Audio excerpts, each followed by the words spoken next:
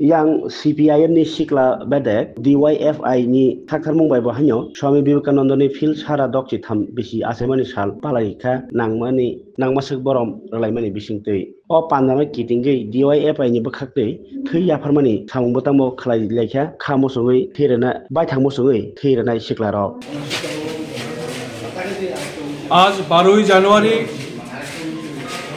আমাদের দেশের যুব সম্প্রদায়ের সামনে এবং সাধারণ মানুষের সামনে অত্যন্ত তাৎপর্যপূর্ণ একটি দিন।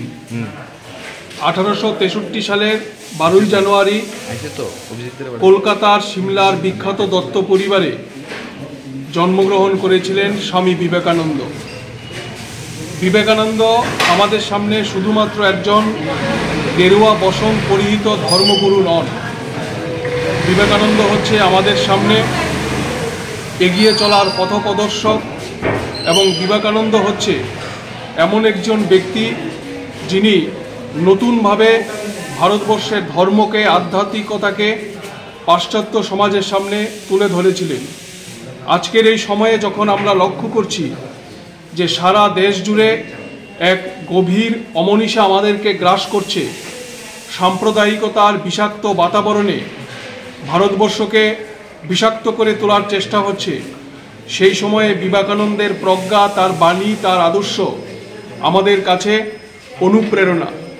বিবেকানন্দ এমন ধর্মের প্রচার করেছিলেন যে ধর্মের মূল বক্তব্যই হচ্ছে মানুষ, যে ধর্মের মূল কথাই হচ্ছে সহিষ্ণুতা।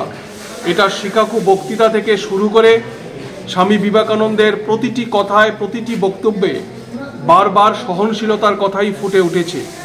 আজকে আমরা ডিওয়াইএফআই সারা রাজ্য জুড়ে বিবেকানন্দের প্রতি যখন শ্রদ্ধা নিবেদন করছি, তখন এটাই আমাদের কাছে মূল বিষয় যে ভারতবর্ষে সাম্প্রদায়িকতার যে বিষাক্ত বাতাবরণ চলছে তার হাত থেকে যুব সমাজকে এবং মানুষকে রক্ষা করা।